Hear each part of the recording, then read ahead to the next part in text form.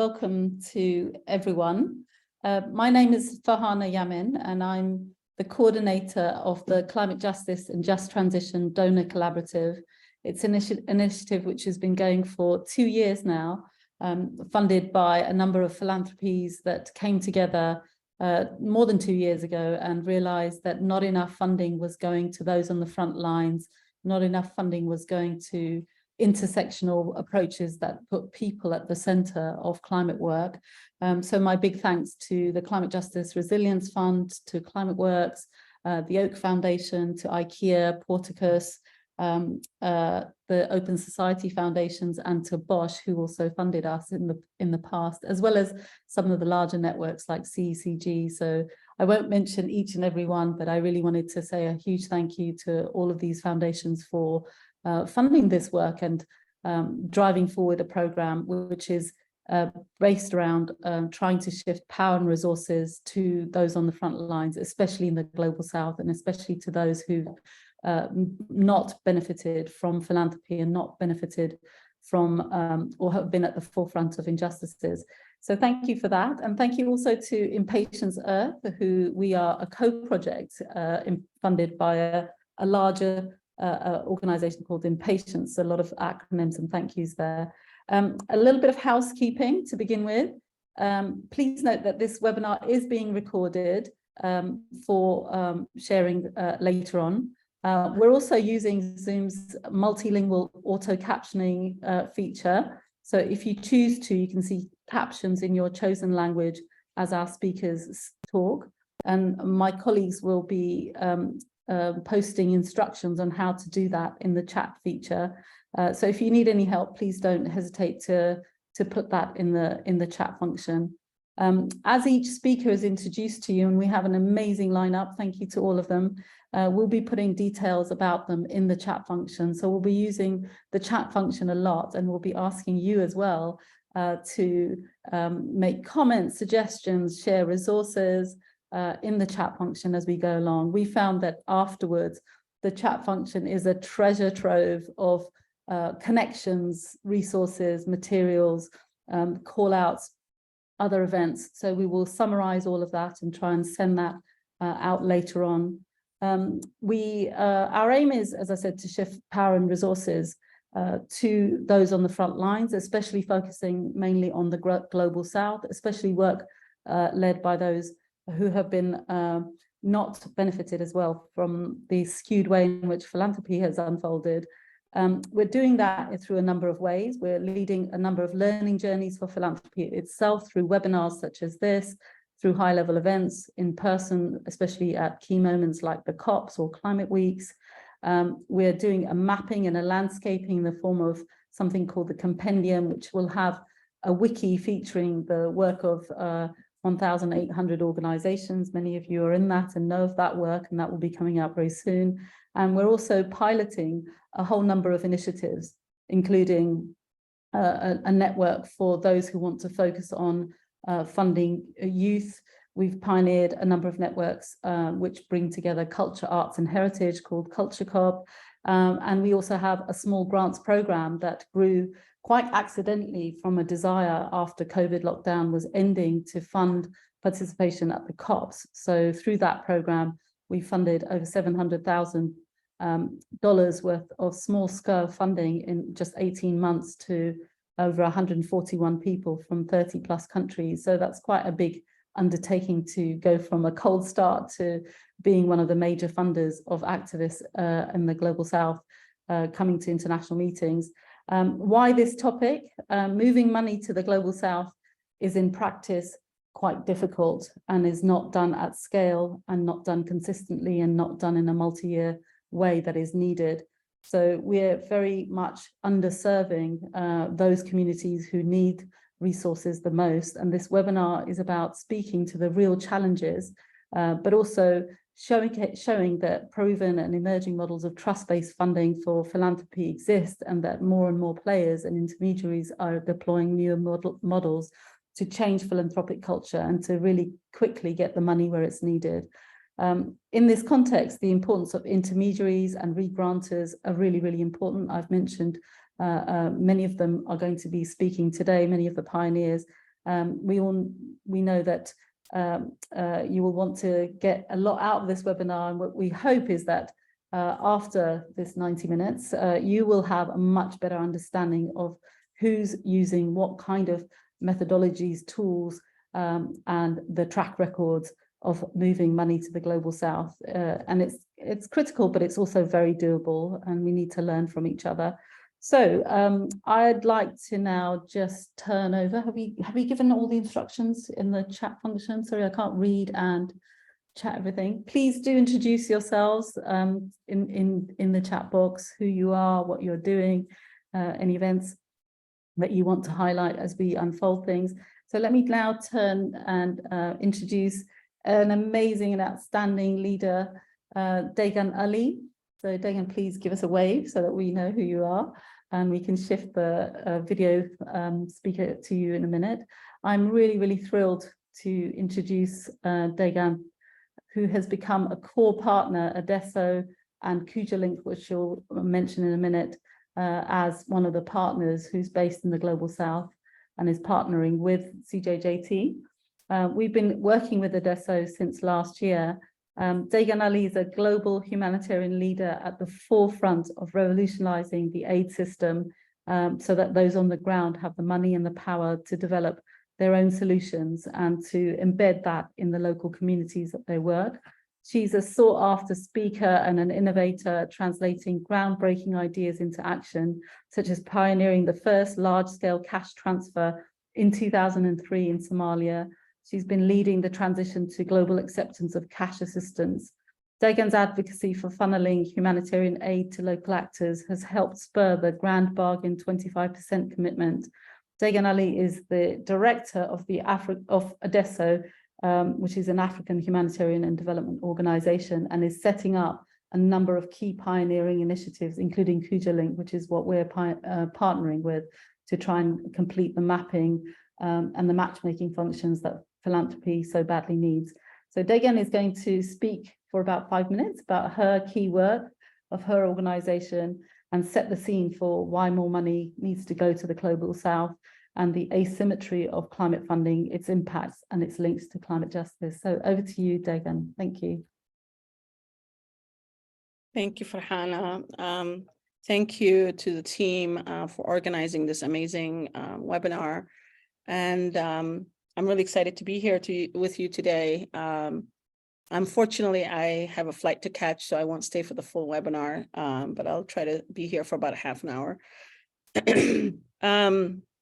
So I think setting the scene, we've been talking about issues of shifting power and justice in the aid system, both in the humanitarian, but also the development sector doesn't perform much better in terms of how resources are distributed and allocated, and the power dynamics that plays out between climate intermediaries, global north intermediaries that get the bulk of the resources, and how those resources are then redistributed to last mile actors or CSOs on the ground, who are the ones doing the bulk of the work. First of all, I think there's a problem between what the West has done in making these artificial demarcations between humanitarian and development, peace building, as if they're all separate. When you go to the communities don't work in these isolated boxes. You will see organizations that are working on climate issues, but also working on health or education. You will see climate organizations working on humanitarian response. It's actually extremely interlinked and extremely relevant. A lot of the climate induced emergencies that are happening in Africa are like droughts. And the bulk of the drought response is happening by the humanitarian sector, who does short-term humanitarian response that doesn't address the underlying causes of the humanitarian response. We're always putting a Band-Aid solution to a long-term climate-induced problem. And because of these silos that are created, the humanitarian actors can't see that connection, don't see that in their response. That level of analysis and understanding doesn't happen in how programming takes place. Decisions are made outside of our communities. Projects are developed and fundraised for, and then they're dumped in our communities, and we're told implement them. So these are the inequalities and the injustices that happen. At the time when we started the whole localization agenda during the World Humanitarian Summit, only 0.2 of humanitarian funding, that is the global pot of funding that varies between 26 to 28, $30 billion a year, only 0.2% of it was getting directly to local organizations at that time, and about 4% of development funding. That hasn't changed a lot. We're only around 1 to 2% of humanitarian funding. So every dollar USAID gives or every dollar DFID gives, only 2% or 1% will go directly to local organizations. The rest will go through layers and layers of intermediaries. It will go to the UNEPs of the world. It will go to these well-known in WWF and these well-known climate actors. And then they will give to maybe another INGO partner of theirs, and then they will give it to a local organization. So layers and layers of intermediation that takes place, and each layer takes a huge chunk of the resources. So if you have a $1 million grant, by the time you get to the communities, by the time you get to the local organization, you're lucky if you get 100,000 of that. And each time those layers of intermediations happen, all of them get their operational costs. They get their very expensive salaries paid for their global expat staff. And when it comes to us, we are told to do the impossible with little money. We're told that we have to move mountains and make miracles happen, but you have almost nothing in your bank account, in your grant agreement. And so we are, what we say in America, it's called nickel and dime to death. And every single nickel and every single dime in that budget is overanalyzed. And oftentimes they don't get unrestricted funding. So then you're told constantly, the narrative is you're too weak, you're too risky, you don't have capacity to manage grants. But every single thing has been done to reduce your capacity. How do I get capacity if I don't get unrestricted funding? How do I build my back office systems? How do I become more compliant? How do I pay market rate salaries of staff in my finance department, in my procurement team, and all of this, and keep the staff so that they don't constantly leave you to go to the INGOs, to go to the UN, if you're not paying me well, the funding, and if you're not paying unrestricted funding to me. So it's almost like they're actually creating more risk and creating, reducing your capacity and making sure that you stay at this status quo of always being what my mother calls a professional beggar, always needing them to be the intermediary and to be justified for their existence. So this is the problem. This is the power asymmetry that exists. And if you look at development and humanitarian funding, I would say that after humanitarian, some of the whitest money that exists is the climate money. And I think we need to do more research and understand it. There's more and more money coming down the pike in terms of climate space and climate funding. But I worry that a lot of those resources are going to end up going to the same level of intermediations and intermediaries that have been happening, billions and billions of dollars that are supposed to be going to compensate us for the loss and damages and reparations for all the injustice that has happened to our countries are now going to be going into 60–70% of it in paying salaries of expatriates and global North people because they're going to go get the resources.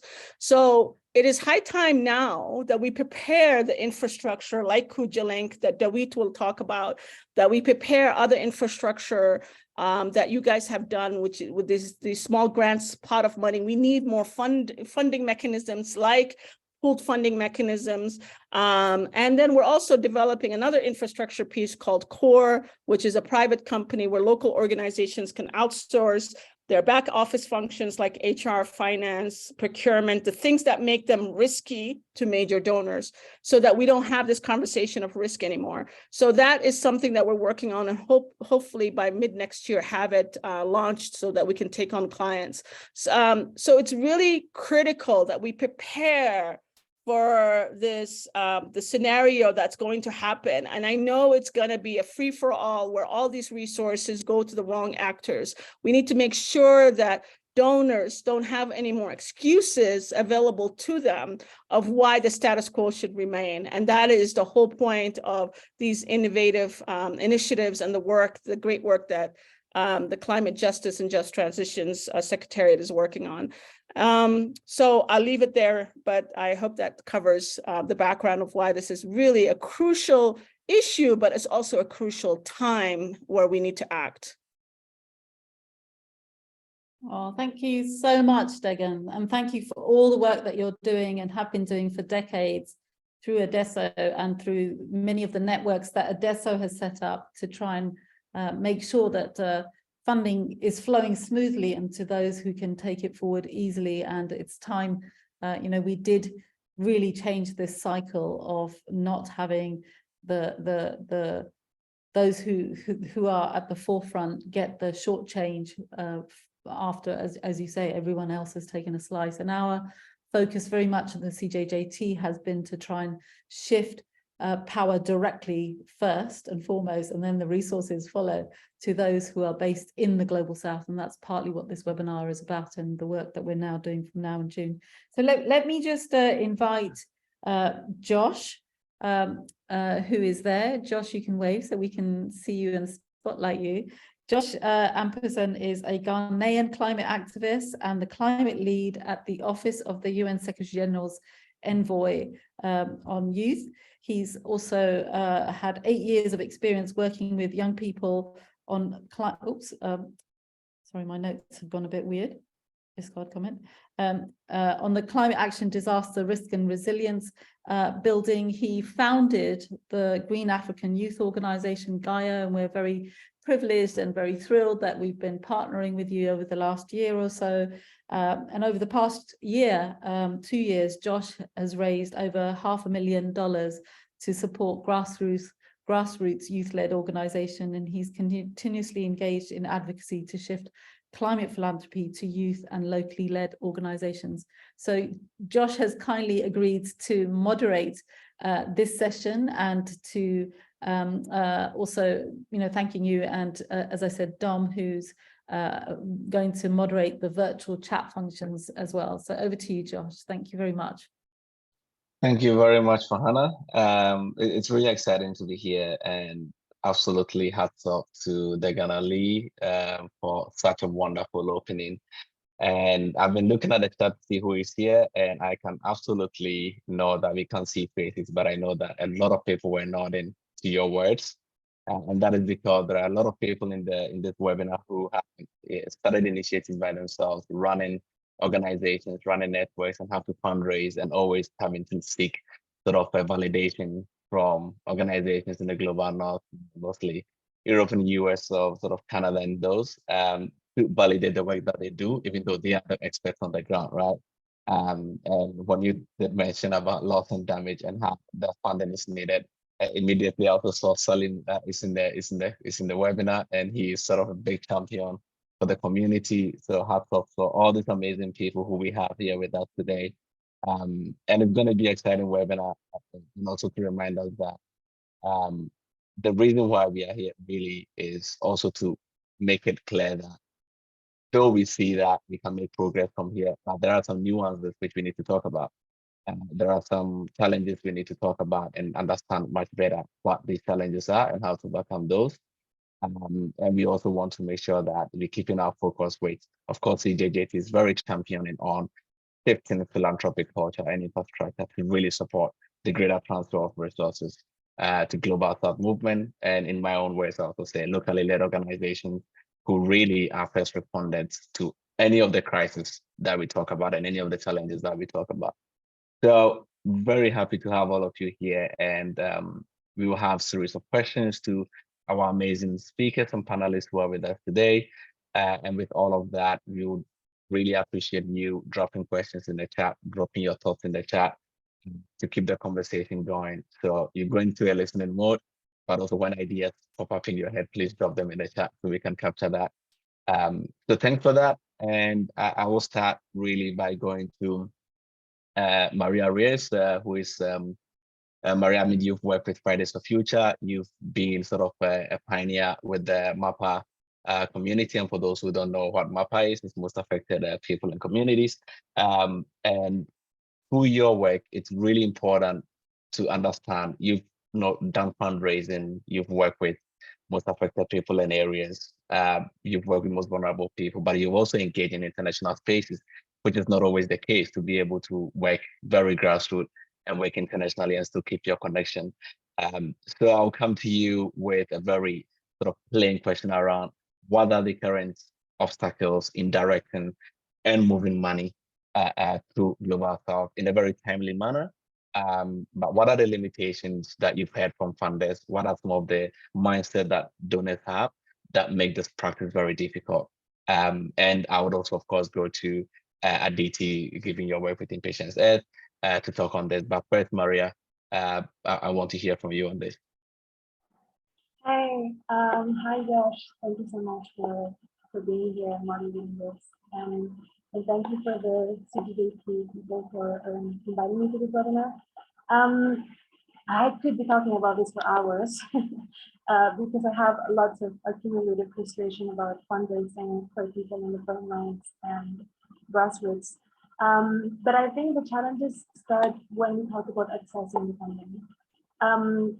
There is very, very little unrestricted funding out there going into people that are bigger than the grassroots movements and the climate justice movements. And therefore, most of the funding that we are able to get is usually by adjusting our goals and proposals to meet and align with the funders.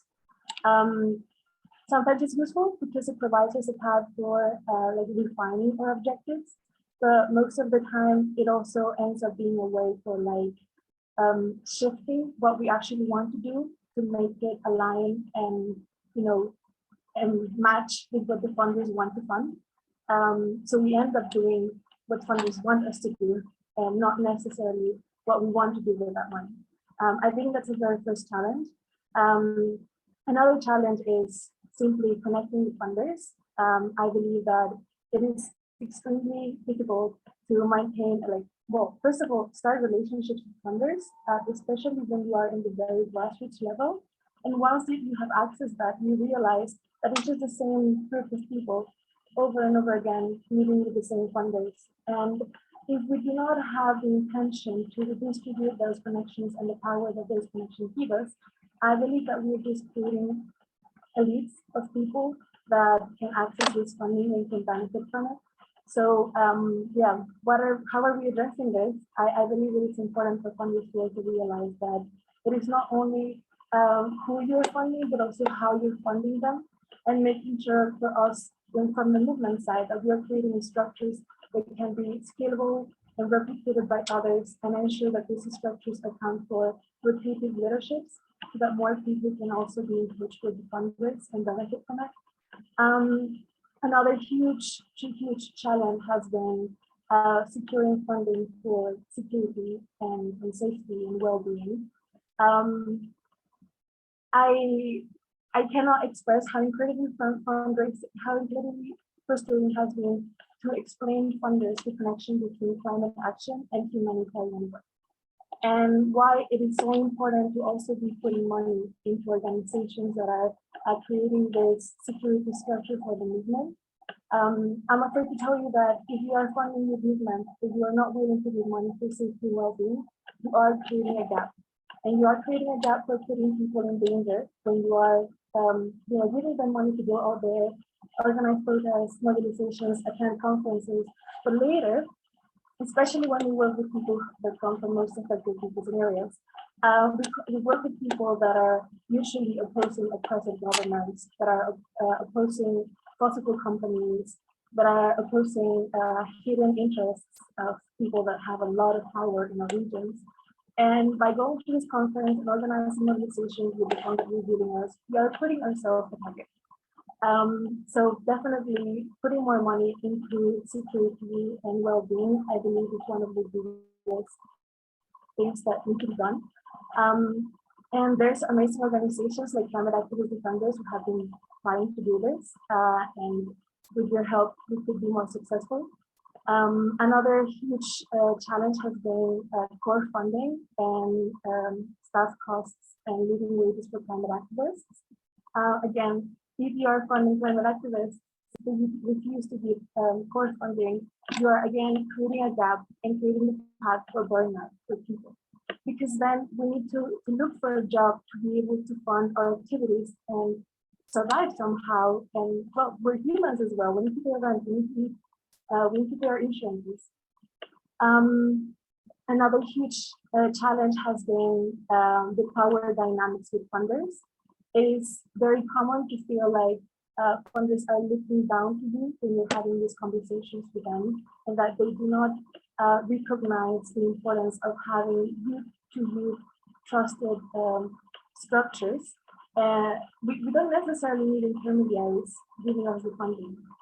We can also, hold the funding ourselves and distribute it within our own structures. This fiscal bureaucracy has also been incredibly painful when it comes to accessing funding. There are many foundations and organizations that take months for transferring the funding to the communities or to the fiscal hosts of the communities. And we're talking about how many times the fundraise for a project may be 2-3 months in advance. And this is because there is a lot of previous work that needs to be done inside a group to set up these structures and the processes to be able to receive that funding. Otherwise, if we do not do all this previous work inside the movements, funding can trigger conflict. It can actually break entire movements. So definitely a gap to be addressed is how to transfer money more quickly in a timely way so that people can use it when they need it to and do not depend on someone else borrowing them the money. And with regards to this and being super specific also, it's been incredibly difficult to manage funding when it comes to allowances and accommodations for attending conferences. We have realized that there's simply no fiscal path for transferring people an allowance money, rather than transferring it to your personal account.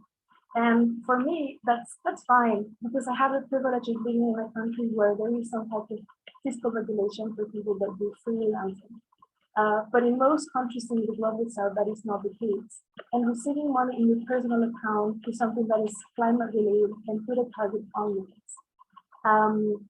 And I also know that I have some friends and colleagues that the only reason why the governments have not been able to criminalize them is because they have not been able to prove that they have received any type of money for climate related issues. So yeah, I'll leave it here. But I think this is also something that we could keep talking about. I'm very happy to connect with funders if you want to have trusted conversations and exchanges on how can we establish these structures to support grassroots movements better.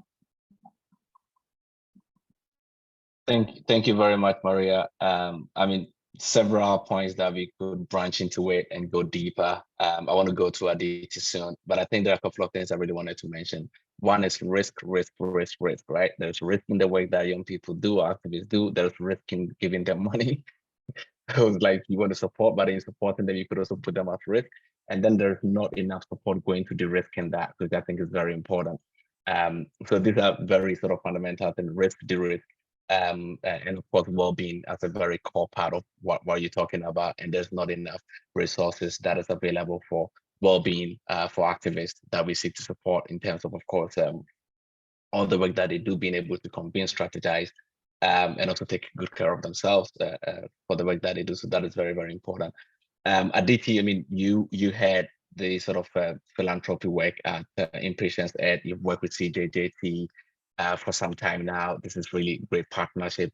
Farhana just talked about the figures of almost $700,000 going into support participation, and you've been moving that money, right? So how have you managed to overcome some of these challenges in moving the money, making sure that it's getting to the right place, avoiding the nuances, but also ensuring that those who need to get it in a fast way, that we do not put so much burden on them, picking up from what Maria talked about. So your experiences here on how you've been solving that, and perhaps maybe you don't have the right solution yet, but how has it been as a journey for Impatience Ed, through also the collaboration with CJJT as well? Thanks, Josh. And yeah, it's a really important topic, and I'm all ears if you have any ideas of how we can approach it better for the next round of funding for COP28. So just a bit of context: in the run-up and during COP26 and COP27, we moved over 700,000 in small grants to support Global South activists and movement leaders on behalf of CujaJT. And I can talk a bit about the plumbing behind what it takes to get timely funding to the Global South, what I learned along the way, and some of the kind of conundrums that I'm sitting with as a result of this work. I'll kind of start with a concrete example. And I said, if you've got ideas of how I can do it better for COP28, please do share in the chat box, because I would love to make my life easier and the lives of the young activists that we're funding easier in November. So we currently bank with WISE because it seemingly allows for international transfers at low cost. And a large chunk of CujaJT's small grants program for COP27 was for West African delegates to get to COP.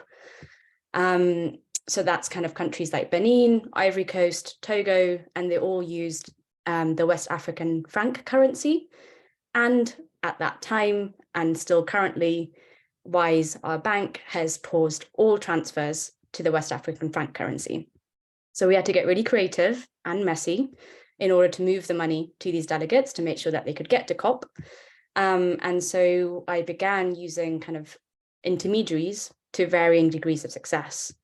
I'm guessing most of you have heard of Western Union. It's the most kind of popular go-to, but we couldn't always use that because understandably, people didn't want to be carrying around about $1,500 in cash. I wouldn't want to, and so I understand that they wouldn't want to. So I then resorted to using an intermediary called MoneyGram, who blocked our account after 2 transactions that I tried to make to Benin because they were suspicious of fraudulent activity. I then resorted to using World Remit, which only worked if transfers were made from a personal account and not a business account. And they also, after a few transactions, temporarily blocked our account because they thought there were too many transactions going out to individuals in West African countries, and that was a sign of fraud. And we needed to provide a whole host of documents from me personally, from the CujaJT team, around the purpose of the transactions, our connection to the recipients, et cetera, Kind of understand it, but was frustrated by this point because it was the third intermediary that I tried. I then used Remitly, which only worked if the transfer was through a personal account, not a business account, and that personal account couldn't be with WISE, which added another layer of complexity. And then none of the 4 above meant that I could send money to Togo. So to try and get money to Togo, I tried a different one called Ria Money Transfer, who needed proof that our beneficiary in Togo had a valid UK residency permit because the money was coming from the UK, which didn't exist. And so I kid you not, we had to resort to transferring the money to our West African delegation kind of coordinator, who happened to have a pound account in the UK, and he was open to receiving money into there and immediately paying out from his West African franc currency account to that delegate in Togo, because there was no other way that we could get that money over to them in the time frame that we had. And I think that time frame is really important because everything was moving so fast during and in the run up to COP. Like, we needed to get the money to the people on the ground as soon as we could. Messy. So what are the implications of all of this, right? Well, kind of uploading documents, waiting on verifications, moving money between personal and business bank accounts. It's all time consuming, and it's not favorable to how the majority of foundations and philanthropies currently work. And so it makes quick, nimble grant making really challenging.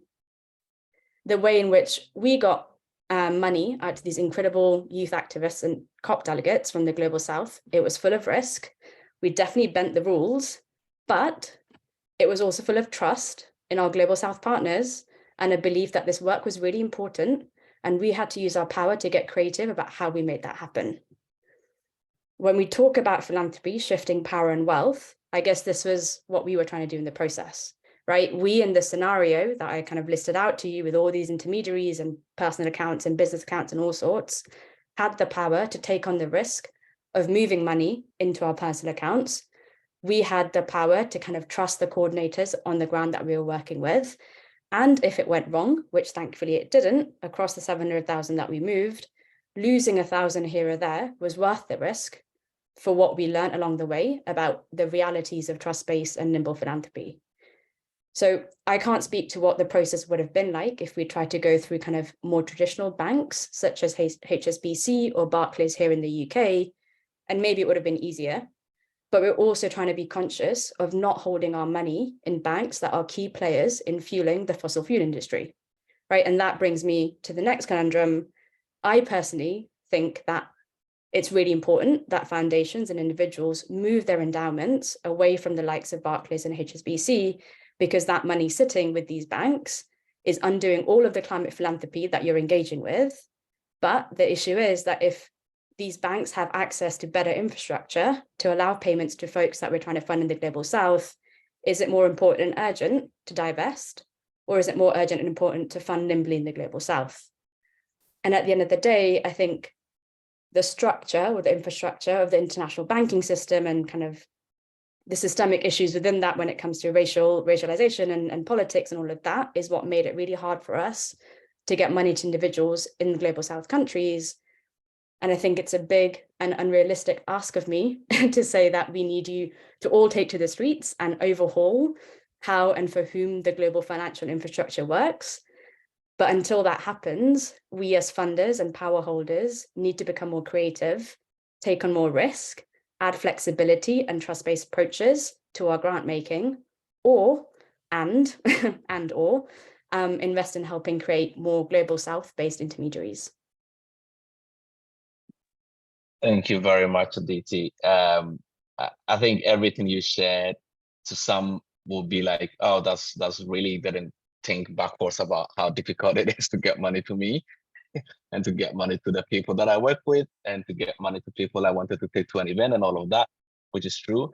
At the same time, I think that at the point from Maria around carrying cash to corporates that and distributing that is another massive risk. And I don't think anyone should go through that. And we shouldn't have such situations even happening.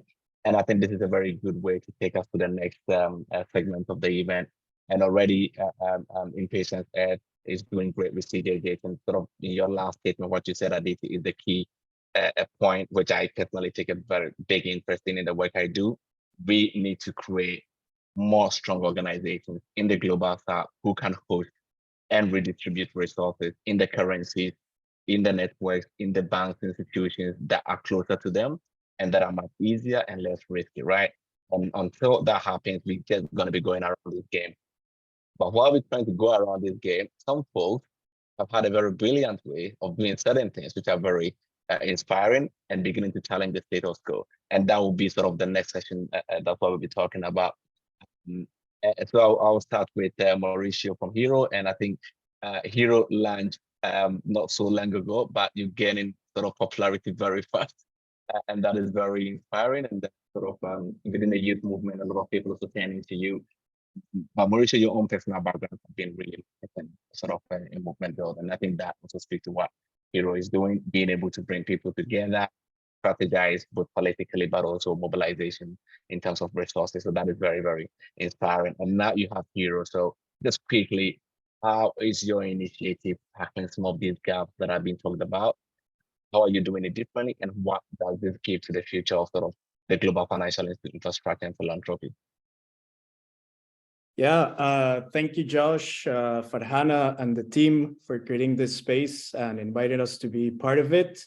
We're very excited to be here also with such amazing speakers and change makers. So I'm Mauricio Porras. I'm originally from Costa Rica, and I'm one of the co-founders of Hero, as Josh mentioned. So Hero is the first subscription platform powering citizen-backed climate solutions led by the climate mobilizers around the world, climate experts and campaigners.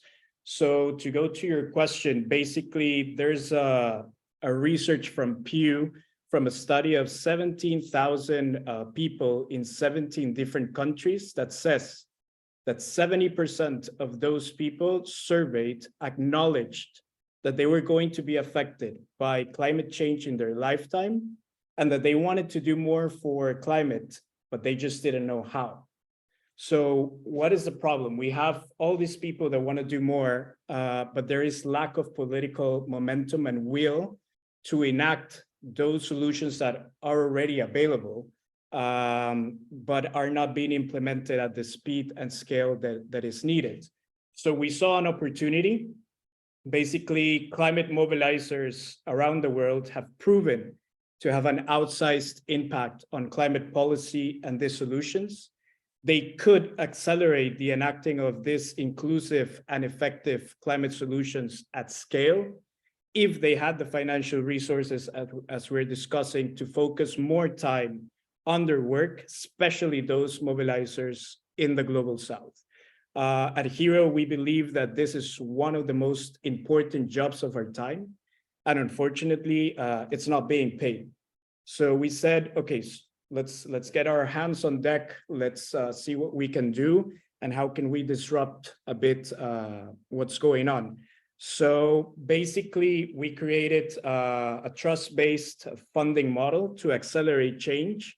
So on HERO, mobilizers form what we call circles, which are groups of a minimum of 3 to a maximum of 10 climate mobilizers. And these circles are working on the same climate policy or solution.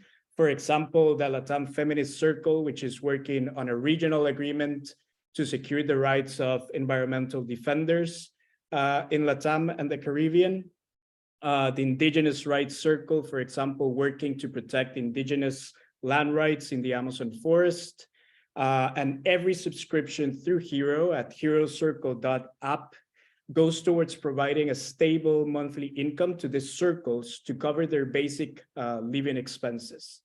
Our trust-based model in that sense allows that once you're in the platform, you receive the funds flexibly, and you just need to update on your progress on and campaigns that you're working on, rather than doing like API reporting and more complex forms of reporting. As a supporter, what you get in return, basically you can browse through different solutions on herocircle.app and see circles that are working on those specific climate solutions or policy work around the world. Then you can personalize your impact.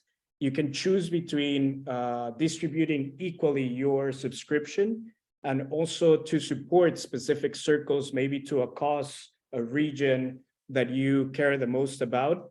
Then you get real-time reporting and updates on those actions, and you get to interact with the circles with live Q&As to learn more about their works, their challenges, and if there's something that you can get even more involved with. I want to share with you a quick showcase case study of the LATAM Circle, for example, that has been very successful at advocating for the implementation and the ratification of the Escazú Agreement in LATAM and the Caribbean. So basically, for those who don't know, the Escazú Agreement is a regional treaty that aims to protect the rights of environmental defenders and also improve the access to information and public participation in Latin America and the Caribbean. And the members of the LATAM Feminist Circle played a big role in the negotiations and citizen participation of this agreement. And as of April 2023, the agreement has been ratified in 24 countries in the region, including Argentina, Mexico, Uruguay, and Peru. And this was all done without them having, the right amount of funds. They were doing this in their voluntary time and with all the energy and passion for it, but they were running out of steam. So thanks to the ongoing support of the community and the partners, now they have ongoing funding that will allow them to focus on escalating the agreement into more countries and securing that legislation and making that agreement actionable for the nearly 500 million people that live in the region. So we have today 6 of these circles around the world. That means 45 mobilizers that are being supported. And we have 15 exciting new circles that are coming in the platform. So we welcome circles all around the world, and they could work either locally, regionally, or globally on the policy work. And just to maybe close, the hero model allows for mobilizers to have this flexible freelance structure to receive the funds versus creating structures like NGO to comply with the grant applications. We saw that this was a burden for many of the mobilizers out there, that to get these grants, they needed to actually create structures, and they were spending more time creating structures and following through all that, let's say, corporate work of leading the NGO rather than working on their policy. So we're disrupting the funding model there with this freelance structure that allows for more flexible funding. So basically, Hero is a platform that serves as the bridge between funders and mobilizers to direct that funding to individuals anywhere in the world faster and effectively, with transparency and huge impact. So everyone, Great. I encourage you to join and support mobilizers around the world through Hero. Thanks, Mauricio. That was very impressive, and I already see someone saying that they would love to connect. So your invitation is very much received. Let me quickly turn to Renata with BD at the foundation, and you currently working on a model which is very promising. So quickly, I'm not going to go into it, giving you the platform to really talk about what that model is, how you're addressing these gaps, and what are the future hold. Yeah. Thank you. Thanks, everyone. Hi, I'm Renata from BD. We are a living lab that experiments with different forms of capital to create regenerative and systemic change. And we have a few programs that we run. I'm going to share here about flow funding and giving circle, two of our programs. But basically, it's nice to give a context that recently we've reviewed our strategy and we decided to no longer give grants, like one-to-one individual small grants, and we have a very small team, and it's a lot of admin, even though we know the money gets really far. And actually, these programs not only help us to decentralize power, include other people in the decision-making process, but actually enable us to keep giving grants through the intelligence of the people that are on the ground. So I'm going to share a little bit about what these programs are. They have very similar, let's say, philosophy behind them. So basically, flow funding is a program that we invite activists that are on the ground, working directly with the people with the lived experience, and we transfer money to their personal bank accounts, an amount that they can choose how much they want to give to whom, when, and why. So basically, they have full autonomy. The only thing they need to give back to us is the stories of the failures and the successes and the process of getting the grant to these people. This model was created by Marion Weber around almost 20 years ago. She was proper visionary by then. They would like withdraw the cash and walk around the world with a bag full of cash, which is not that easy nowadays. And as we spoke already before, it was quite challenging, especially to get the money to Brazil and South Africa, two of our main geographies that we work with.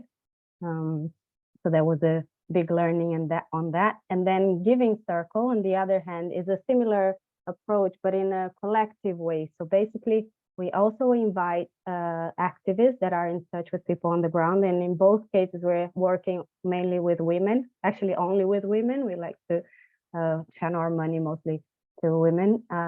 And they need to decide, firstly, how to decide, and then they need to nominate, and then they need to choose who they want to give their grants to. So it's quite an interesting process. So far, they've been quite diplomatic in terms of like, okay, I get a share here, you get a share there, let's do a fair share of the amount we have. But now we're like encouraging them to go a level deeper in what does it mean to develop a collective criteria and a decision making. So basically, these women are based on our main geographies, as I mentioned, Brazil and South Africa, but also UK. This is where we're working at the moment, and they're all chosen based on trust. So that's also a challenge with the trust base, because basically have trust, you need to be in relationship with them already. So that means we are in relationship with the people that are already on our network. And the way we try to expand that to one more level is to basically invite people who are in the circle to nominate others so we can expand this one level. So I think that's one challenge I'm always critical about trust-based, because how can we get out of the bubble of the funders if you don't have trust with people you don't know, right?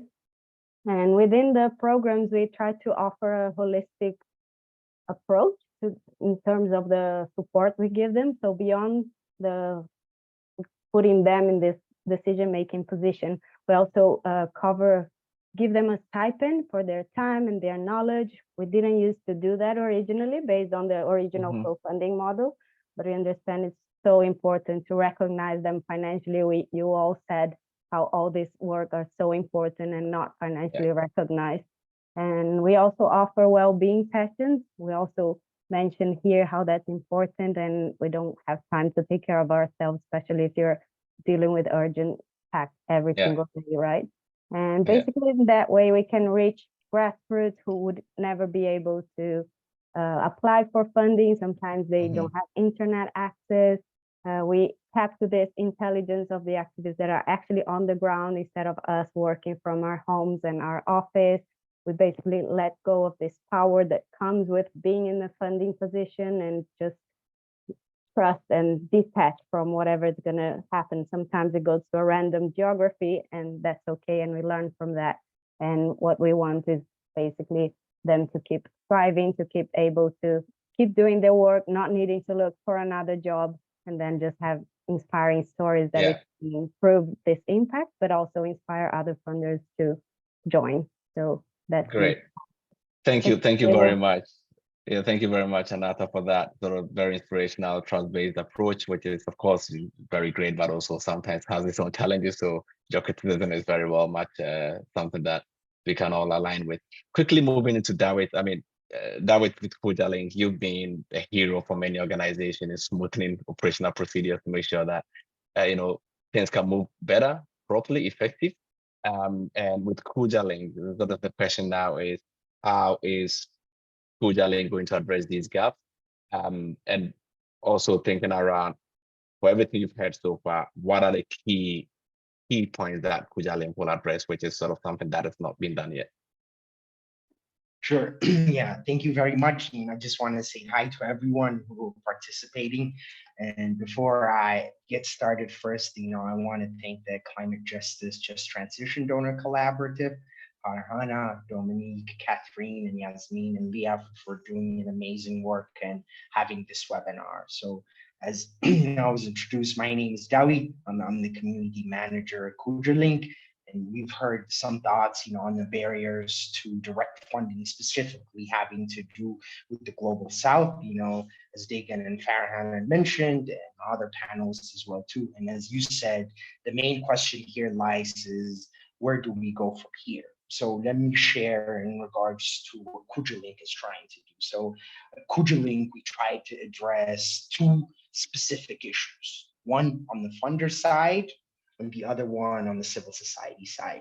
When it comes to foundations, most of the conversations and research that are out there that tell us is they lack information about credible local organizations and the costs associated with identifying the right local organizations. So for them, that's become one of the challenges. And as KujaLink, what we try to do is we try to create that trusted place where funders can go to find Global South civil society organizations. And on the other part, as the other panelists have highlighted as well too, is there's always a power dynamic issue when it comes to funders and those receiving funds. So what we try to do in this end is we try to break down this barrier by providing direct access from the civil society organizations directly to the funders. And let me give you, I think Degan kind of highlighted this a little bit, but let me give you a background in terms of where we come to this as a solution. So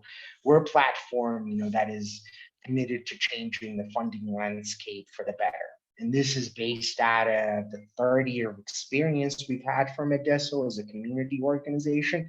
And we have been working tirelessly to support the goal of more direct finance into organizations in countries receiving humanitarian assistance as well as development aid. So basically, in a nutshell, the platform addresses two issues I highlighted earlier. And when it comes to the funding landscape, we really do believe this platform is a game changer in many ways. Think of this as a tech infrastructure project paving the way to alter how funding is done. And as most of you know, and if you go to our website, our journey has began as a community-based organization in 1991, and we have continued to innovate and develop new initiatives to power communities and promote social change. And I think it's always good to kind of mention, when you talk about social change, you always have to put it in reality with research and statistics. So there was a report that a UK-based group proposed called the Development Initiative, that the percentage of fundings going to local and national organizations decreased from 3.5% to 2.1% between 2016 and 2020. And this was after the commitment to increase funding to 25% as part of the Grand Bargain, which happened in 2016. So basically, KujaLink, our philosophy is very simple: putting resources in the hands of people closest to the challenge. By empowering these change agents, they become a catalyst for community-based development.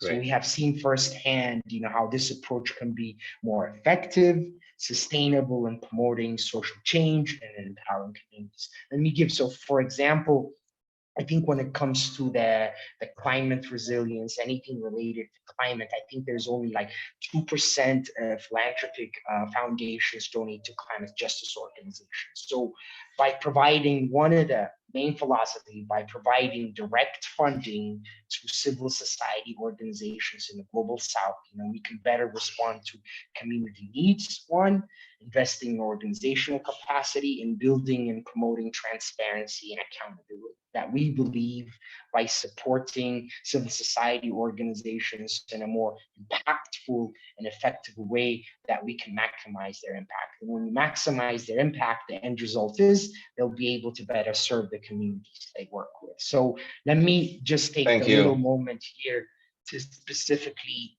talk about how the platform operates. As I had mentioned, that it operates similar to LinkedIn, with two types of users: one organization seeking funding for their work, and the other one organizations trying to connect with funders. The site has three main features: the ability to create organizational profiles and search them, and vice versa.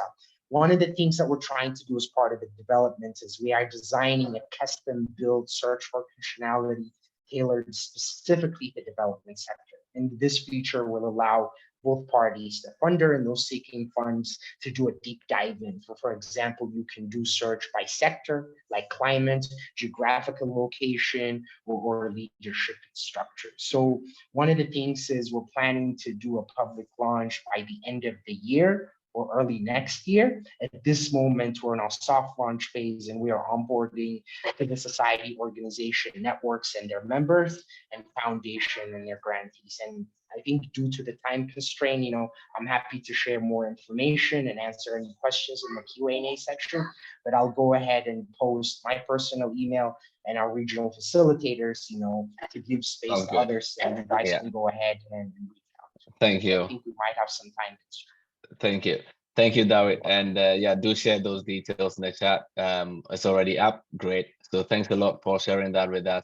And so we've heard about how these innovative plans models are going to work into transform. But I guess I also saw someone write in the chat, I think that was from David Ali, around the issues around the entire economic system. How do you actually get money itself moving?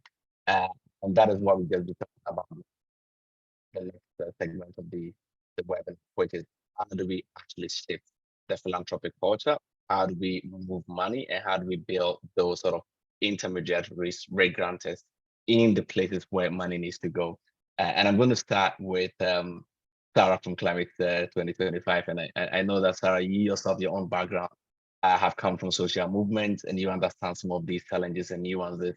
And Climate 2025 has already set up a few piloting few initiatives to really test how this could be done very smoothly. So I'm going to leave it to you to really tell us about your experience so far on changing the mindset sort of which is the bigger work that is really at stake. And afterwards, we hear from Ranju and from Farhana as well. So over to you. Thanks so much, Joshua. This has been a really interesting conversation. And I know I'm not here to speak to some of the other questions, so I'd really love to take some of them offline, as we're also quite involved in the fiscal hosting side of things with moving to support activists around event mobilizations. And this has been a really key challenge that we've been reacting and now trying to reflect and respond to a little bit more. But just a little bit of context, we're about a 3-year-old organization, and we provide infrastructure, fiscal hosting infrastructure, financial infrastructure for unincorporated movements, and coupled with capacity building support. And the hat that I wear at the organization, my title is access to funding. And that's a really loaded term. It means lots of different things. And when I was brought aboard, a lot of my work consisted one-on-one with supporting movements to fundraise. And Joshua, your LinkedIn advertisement around this whole event really spoke to me, because I found in providing capacity building support around fundraising, it was very frustrating to hear myself continue to say these things to equip, so to speak, movements to apply for funding and respond to funders in a very particular way, and then to follow up on reporting requirements. And this is sort of under the headline of kind of empowering, right? Empowering people to do something that is according to a very destructive and counterproductive structure. So this has been a really frustrating experience to basically find that you're replicating and reproducing these structures. So in one ways, there are very practical things that are very helpful to people. So I'm not dismissing the whole thing entirely, but it is not entirely something that is, we really need to rethink about what that means. And so when I think about shifting the culture of philanthropy, the other piece of that is supporting movements to fundraise, but then when funders are not going to be responsive, and funders are not thinking about funding in these areas because they are citing X, Y, and Z for reasons not to fund, then how is that even effective? Even that model, how is that even effective? So we as an organization have been doing lots of reacting, and now trying to really think about what have we learned and what needs to change. And that might mean that we are not the intermediary, the appropriate intermediary for some, and need to figure out who we need to collaborate with. Who do we need to think about how capacity and different ways of inputting are shared, and best serving the movements that we support in that way. So that means a lot of letting go of ego, control. That means being called out. I've worked with a few people on this call, and I've learned the most by working with and listening to others. So it takes a lot of listening. So I think when I go back and try to channel this, and I think it's not about capacity building so much as it is channeling. And when I now find more of the impact can be in having these conversations with funders, and that doesn't mean being the gatekeeper to funders either. So why are funders not speaking directly to movements? And that takes a little bit of, and I know there are practicalities behind that as well, but again, it's about kind of understanding those. So one of the things that we've been doing, and this is just a drop in the bucket, but in kind of responding to that, is how can we take an issue that funders are citing and a need that movements and activists are citing, couple them and figure out what it really takes to resource that. And we've been working, we've been working together with the Environmental Funders Network to do something of that sort. And this is a pilot project around supporting climate activist speakers and to incorporate, compensation and paid work, and also coupling that with the holistic support and training that Maria has been talking about. If you want to fund something, think about the investment. What does it take to truly fund that? So that means thinking about security and well-being and safety. That's about coaching. That's about what are some of the counterproductive structures that are hindering people from being able to focus on their work, from being able to set their own agendas. And so I think that a lot of the advice or around cultural shifts would have to actually do with just more introspection from our side. It's like, what do we need to reflect on as a whole community, as folks who are, with this proximity to power, and really, really examining that, because it's not a given and it's not earned. And so it's about figuring out where you can support the best. And I think funders together, I think we need to value learning and get rid of short-termism right now, because this is about really what is the next solution that will fit this year. Well, we have to think about what are some of the things the infrastructure we can set in place that's going to be responsive multi-year and is constantly being evaluated in terms of where power is being distributed. So I think it's about, like, we talk about risk and we talk about all these different buzzwords. I'd love to just start seeing that in practice and really unpicking the dependencies for what makes that really need to happen. And I know I'm out of time check, so I'll wrap it up. Thanks, Joshua. No, thanks, Sarah. I mean, Climate 2025 and sort of even the example of the Youth Climate Activist Speaker Fund is already very impressive as models that we could always look at. But I guess we need to move forward, and like you said, we need to get very practical with these things. I'm quickly going to go to Ranju. And Ranju, you've worked with Fridays for Future, you're a climate justice activist. I have the pleasure of working with you and the Youth Climate Justice Fund. I see a lot of stuff already in the chat referring to the study that was done, saying that 0.76 of philanthropy goes to young people, mostly the global north. How is the Youth Climate Justice Fund going to address this? And how are we shifting that mindset? Thanks, Josh. Hello, everyone, and thank you, CJJT and the team for making this happen today. And it was really nice to hear the processes, Aditi, because I received support from CJJT to go to COP, and I'm really grateful for that. And that led me to work on what we're working on right now, the Youth Climate Justice Fund.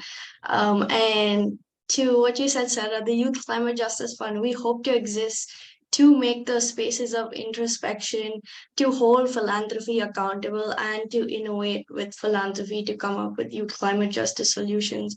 A lot of people in the chat were saying only 0.76 of 6% of global philanthropy goes to youth climate justice work.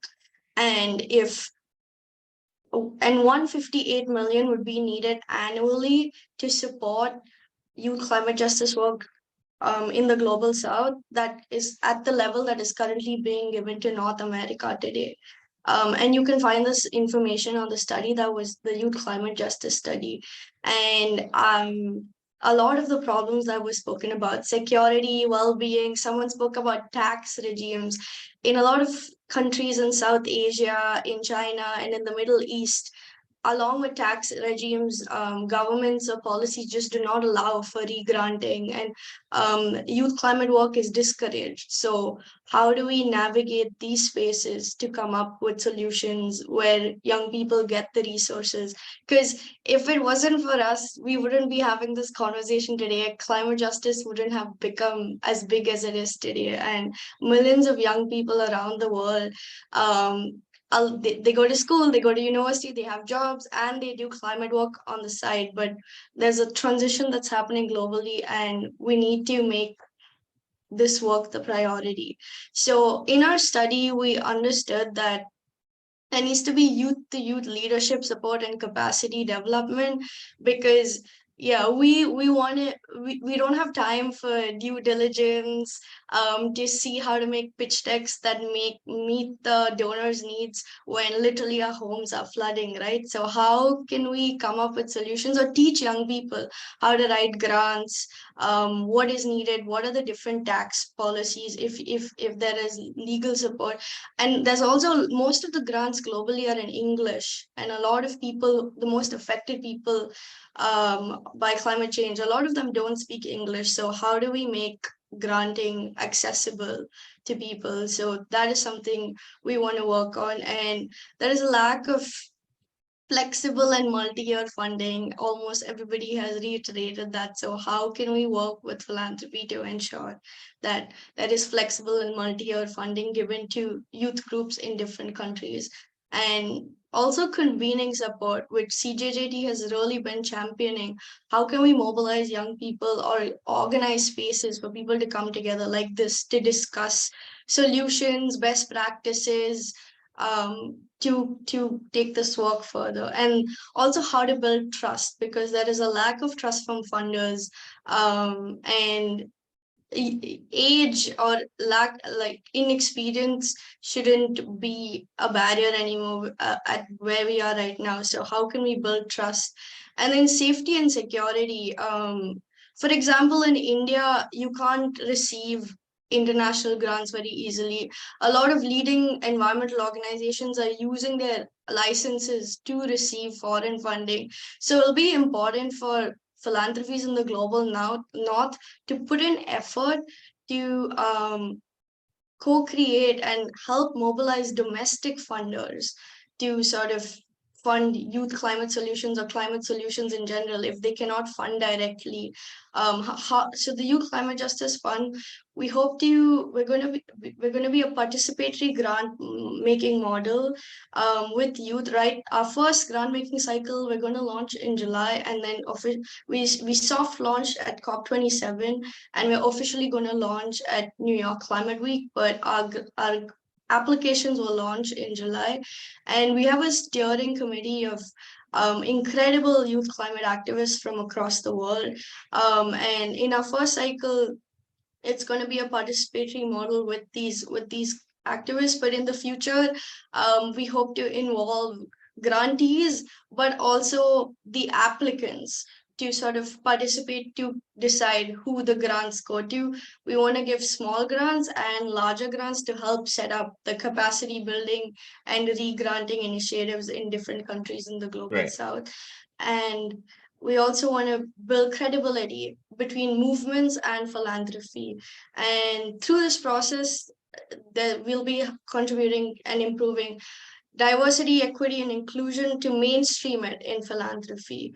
But youth to youth is the future, and we want to exist to strengthen existing climate movements, support the emergence of new climate movements, and also we want to start like a funders academy or friends of the youth movement where philanthropies can engage with the youth climate movements to sort of discuss and come up with solutions together. Thank you. I'll end there. Thank you, John. Thank you, Ranji. Thank you, Ranjan. I mean, it's an exciting initiative, and we are all looking forward to the ground cycle, but also the sort of public-facing elements of the Youth Climate Justice Fund.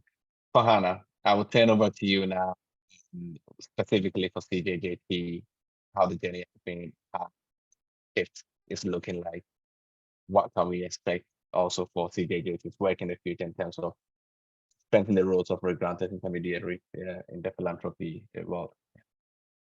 Oh, thank you so much. Incredible experiences, incredible new ideas and initiatives. I'm so buoyed. Our work is so inspired by everything that is going on. And I think sometimes it's very easy, and I'm guilty of it myself, of falling into despair and depression, looking at the way in which philanthropy still is replicating the injustices of the past, in the way in which the largest funds, the multi-year grants, the grants that carry the least restrictions, core funding, are all going predominantly to to the global north, predominantly going to male-led organizations, predominantly going to white-led organizations, and that just simply should not be the case anymore. And that requires hard choices and difficult decisions, and sometimes, you know, the most intentioned and good-willed people need to make some very difficult and uncomfortable choices in perhaps calling out, in perhaps saying, let's pause, in asking philanthropy itself to do things very, very differently. So that's the learning that we've got to. And, you know, it's not always comfortable or easy, because the very amazing people who are out there, Global Green Grants, the Klima Fund, Frida Fund, you know, Adeso, many others, UMI, you know, many funds that have been established, quite recent, some of them are long-standing. I mentioned just a few. There are hundreds more. The Southern African Trust, for example, who couldn't join us today, but will be part of our future work. The many amazing women's funds that already exist that do regranting. So there are many brilliant ideas out there. I was really inspired and taken by Be the Earth when I learned about the flow funding model, that it was actual people were doing it. And so we decided to give some of our fellowship grants to people like Rajni and others as a test. It's really a flow funding model. We said, here it is, it's 5,000 or 10,000, decide what you want to do with it. And they did the most incredible things. Many of them funded others to come. Many of them used it to raise additional funding, or used it in ways that we just could not have imagined had we already designed a program, then said, who wants the funding for this?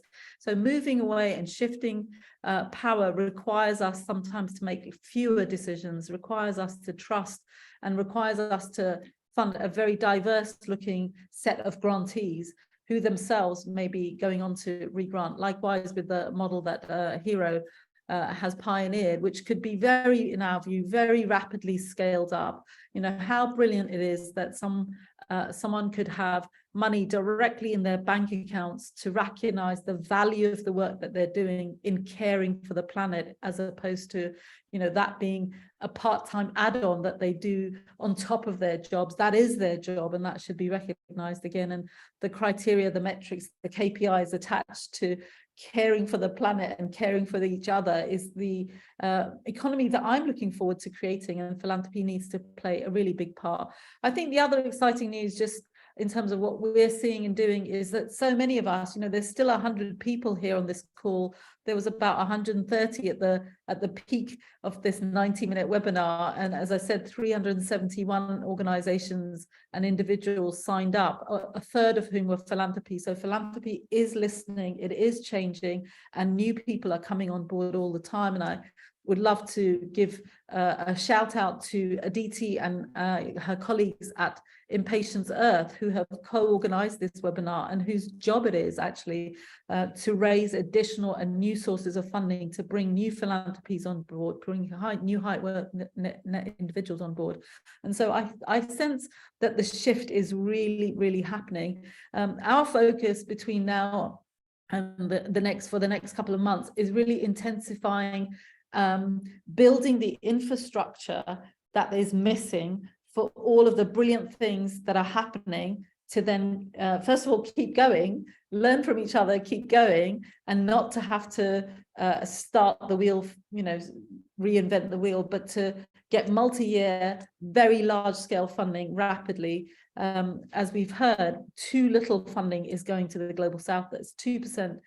Maybe 3% now, maybe a bit higher, but still most of that is not focused where it should be geographically or in terms of the kinds of people who are putting forward solutions. So we are trying to both get that number up. We would like to still work on the challenge that I am personally battling for, which is that actually philanthropy should set itself a goal of dispersing 1 billion. So with a B, and it's not a million, it's not 100 million, it's 1 billion to Global South and global movement building, especially to global youth. 100 million at least should be funded. And that's not very much if you look at the number of countries and you look at the per capita solutions that there are in every part of the world. So if you look at it from that lens, it's a huge and wonderful investment. And maybe that just requires, you know, 5 funders to put in 50 million each as a pilot to test that out. We have the capacity amongst us to redistribute this money very quickly at low cost.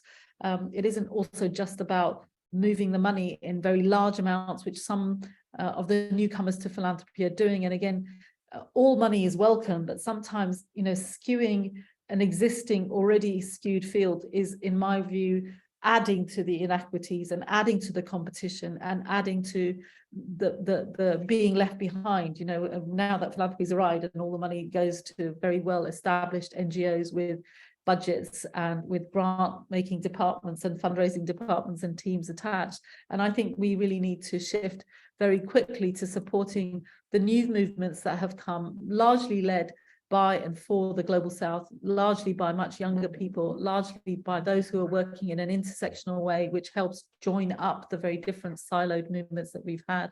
So I hope that we can carry on our learning journeys and move very quickly to that. Our efforts are going to focus, as I said, on trying to build a network which will consolidate and hopefully make it convivial and more efficient, what we're already doing, many of us in parts, and learning to go forward. So hopefully we'll be in touch with many of you after this webinar, and many of you are coming to some of the convenings that we'll have in June for that. So yeah, thank you. There are lots of questions, Josh, as well. So I'd like to chair that difficult, tricky part of how you No, I mean, we have a few minutes left. There are very amazing questions, some of them quite similar. I think some of them are being answered live. I think one of them which we can really quickly respond to is around the amount of paperwork that is involved currently in grant making process for folks on the ground. And I think this is something that a lot of speakers have experience on. So one of you can respond to that quickly. And then I'll take one more question, which is not answered, and we can try to get to the closing. So paperwork, why that is even the case in the first instance, and how do we move past that to make it the less of a burden to the person who's actually doing the work?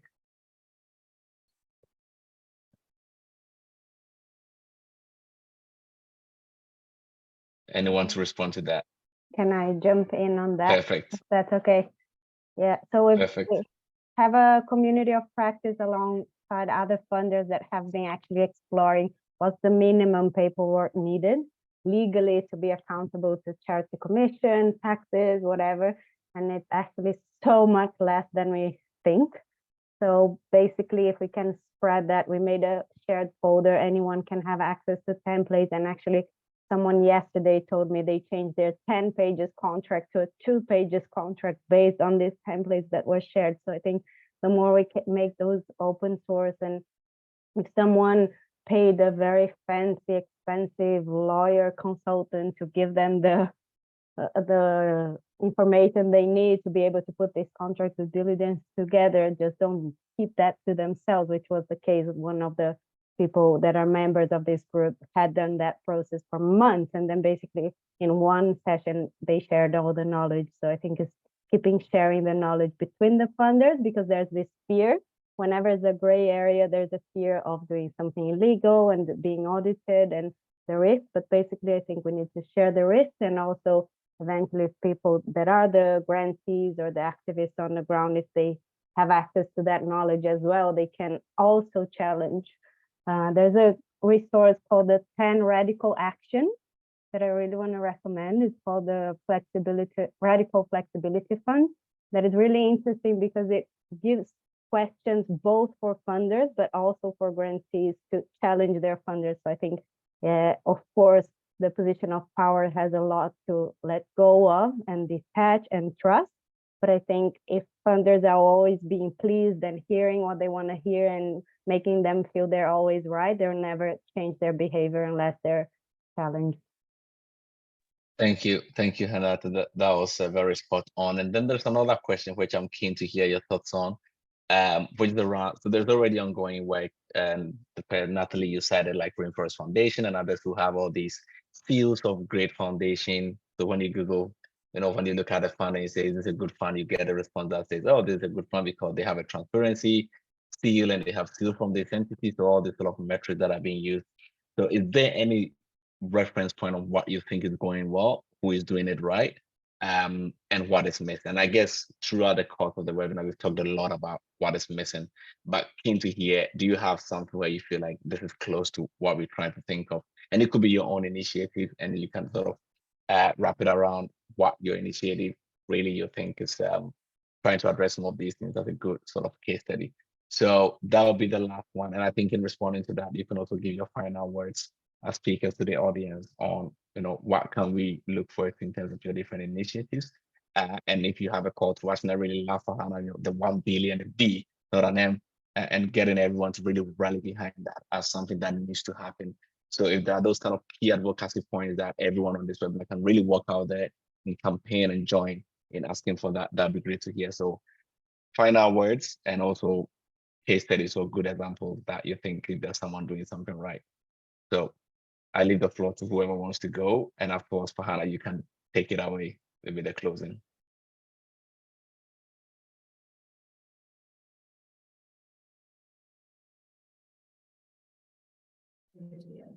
Well, I'll leave it to the others. I feel I've had quite a lot of time to speak, but really look forward to the next webinar, which again will be organised by our sister and partner organisations Impatience Earth on disability and climate action on the 28th of June. But yeah, maybe over to our youth leaders for the final word and the final say. If you like, of course, it's an invitation. Maria, Ranju, any of you want to go? I can go first. Yeah, so concrete actions that people can get involved with. I would love funders to get more interest in what are all the processes that need to happen inside the movements to be able to receive funding in a way that is transparent, fair, equitable, and horizontal. I believe that this would benefit you a lot to understand how we need funding to be coming into a movement and through which processes, through which structures. I also really want to encourage you to engage with the movements that we want to support, the organizations that we want to support, get to know what they actually need, and provide unrestricted funding to them. And unrestricted funding that can be replicated every year. It is more helpful for us to know that we're going to be able to have this grant coming in next year, and therefore we plan for medium term or long term or goals, rather than trying to be catching grants here and there to survive for the next half of the year all the time. Definitely also, I shared the link of climate activist defenders. If you wish to get in touch with this organization, I would love to connect you. But it's I believe the only organization so far that works specifically for defending and protecting climate justice activists. There's also a fundraiser active in that page. So yeah, that's great. Thank you. Anything from your side, Ranju? No, I think Maria pretty much covered everything, but I'd say, yeah, we're all working towards the same solutions and we have the same vision. So it's important for us to co-create, connect with each other, share best practices and open doors. And so, yeah, you could also, that's a good segue to say, join the next webinar, which is happening on June 28th. Perfect. Thanks, everyone. And with my heart as a moderator, thanks to all the speakers. You've been fantastic sharing your experiences with us. And Farhana, please, the final words, and we close up. Thank you very much. My final words are thank you to Josh, who's an incredible empowerer in this space and connecting as an elder youth, I feel now, all of the newcomers to come. And I feel young at heart. So we're inventing new ways of talking to each other, recognizing the future rests in your hand, but we definitely need to change things and get out of your way while you do that. So thank you all, and we'll be sending out the resources. If you don't want your email shared, write to us, but I think it will be very helpful. And thank you again for all of your time, especially to our speakers, all of you. Thank you. Okay, and we're finishing on time, so we want you all to, congratulate yourself for being very timely. Thank you to our audience as well for all of the wonderful Thanks, resources. everyone. Thanks, everyone, for joining. Thank you.